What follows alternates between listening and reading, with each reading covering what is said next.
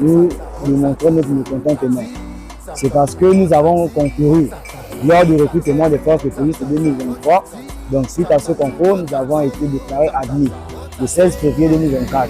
Il y a eu deux contingents qui ont été déclarés admis. Le premier contingent d'une part et le deuxième contingent.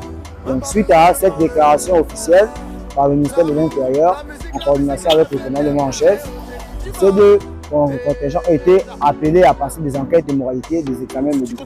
Donc, après cela, le premier contingent est rentré en formation et est sorti le 2 septembre. Suite à cela, ils ont soutenu, ils étaient en stage et ils ont porté l'examen le 1er janvier.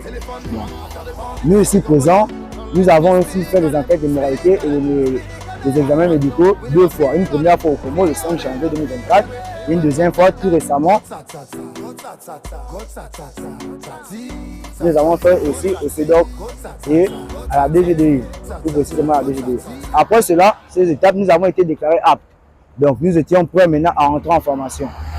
Donc suite à cela, notre contingent a été convié au Congo pour soi-disant réunion, car nous avons été divisés en deux parts. Une première partie qui comptabilisait 556 noms, qui devait faire une dernière visite médicale pour entrer en formation. Donc la deuxième partie, donc nous qui composons cette deuxième partie, nous devrions attendre aussi notre entrée en formation tout en passant par la visite médicale. Mais suite à notre attente, nous avons été conviés un autre jour, pour soi-disant que la DGDI nous a attribué des motifs. Et les motifs en question, lorsque nous sommes arrivés au Congo, premièrement dans les groupes, nous avons été conviés pour deux motifs. Faux diplôme et faux acte de naissance. Donc, ils nous ont conviés pour pouvoir présenter les originaux de nos diplômes et aussi les originaux de nos actes de naissance.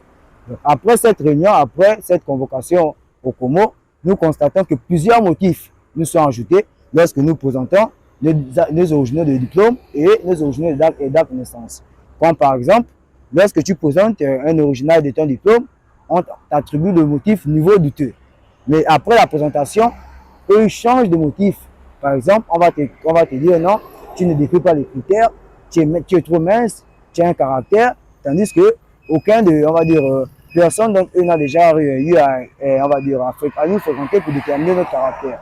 Donc, par exemple, on nous attribue des motifs tels que la main noire, tels que la bouche noire, excès de beauté, etc. Il y a aussi des questions qu'on nous pose, par exemple.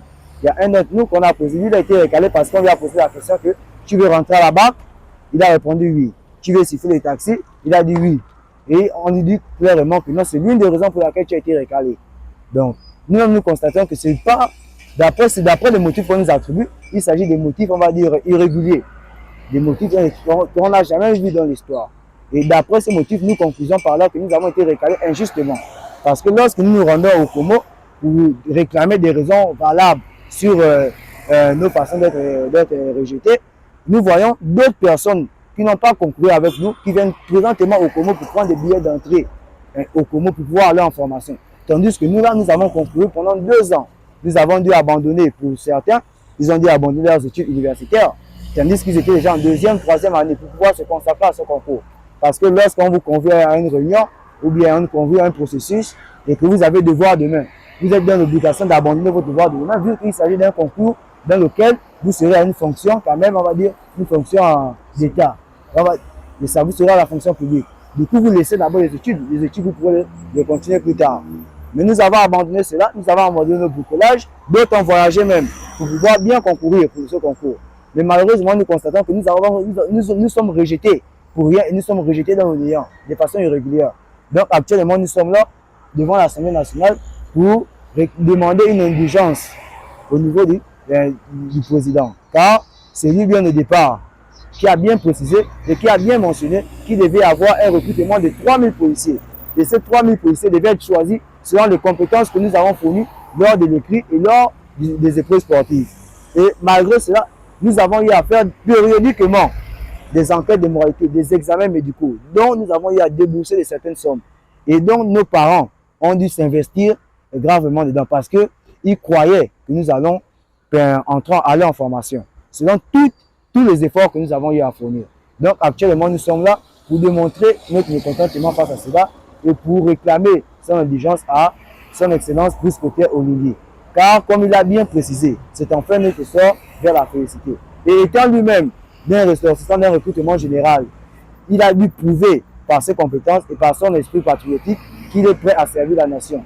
Donc, ce que nous réclamons ici, ce que nous demandons, ce que nous demandons par indulgence auprès du président, c'est de nous permettre de servir notre patrie.